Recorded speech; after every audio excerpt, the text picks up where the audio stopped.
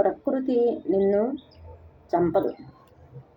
Fear నిన్ను thoughts రూపంలో భయపెడుతూ ఉంటాయి. ప్రాబ్లం ఏమో సైకలాజికల్గా అయితే థింకింగ్ మానేయాలి.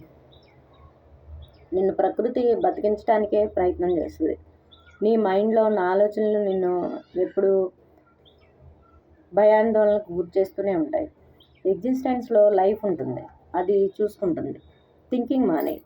ఇప్పుడు మనుషులతో పని ఏం లేదు. నువ్వు ఇంటర్ఫియర్ అవ్వకపోతే దానిలో భయంలో నువ్వు ఇంటర్ఫియర్ అవ్వకపోతే బ్రతుకుతావు. ప్రకృతి అసలు చావాలనుకున్నా చంపదు. జీవితాన్ని పరమోత్కృష్టంగా మార్చుకోవాల్సింది మాత్రం నువ్వే. ఈ సమస్త విశ్వం నిన్ను కాపాడుతూ ఉంటుంది. ప్రతి కదలికలోనూ హోల్ ఎగ్జిస్టెన్స్ నీతో పాటు కదిలేటట్టు చేస్తుంది.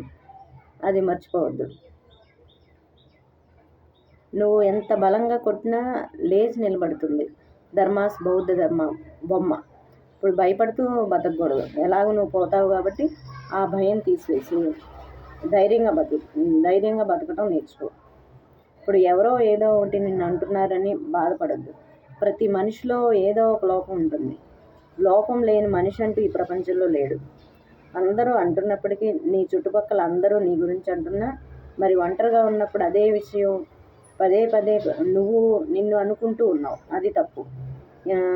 ఎంతగాని మనల్ని మనం సరి చేసుకుంటూ ఉంటాం. వేరే వాళ్ళు అనుకుంటున్నారు అనుకోని, వాళ్ళ కర్మ వాళ్ళది. నిన్ను నువ్వు తక్కువ చేసుకోవద్దు. ఇప్పుడు ఆత్మన్యూనత భావం నుండి బయటపడు. నిన్ను నువ్వు అంగీకరించు. నువ్వు ఎలా ఉన్నావో అలాగే ఉండు. నిన్ను నువ్వు ఏమనుకుంటున్నావు అది ముఖ్యం. ఇతరులు ఏమనుకుంటున్నారు అనేది నీకు ముఖ్యం కాదు. మనసులో నాది అన్న భావన తెగిపోతేనే లిబరేషన్. స్వేచ్ఛ అంటే అదే. స్వేచ్ఛ అంటే తెలుసుకొని స్వేచ్ఛగా ఉండు. మనసులో ఉన్న బంధనాలు అన్నీ తొలగిపోయినా నువ్వు స్వేచ్ఛగా లేనట్టే. నీ నుంచి నీకు కూడా ముక్తి కావాలి. ముక్తిలో ఉన్నవాడికే స్వేచ్ఛ, ముక్తిలో లేనివాడికి స్వేచ్ఛ ఉన్నా లేకపోయినా ఒకటే.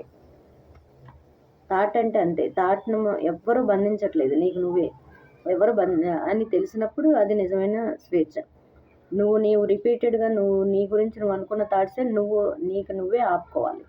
నీకు ఇచ్చిన పరిధిలో నువ్వెంత పర్ఫెక్ట్గా చేస్తున్నావు అనేదే స్వేచ్ఛ. నీకున్న పనిని నువ్వెంత పర్ఫెక్ట్గా నీకున్న పరిధిలో చేస్తున్నావు అనేదే నిజమైన స్వేచ్ఛ, నిజమైన అనుభవం.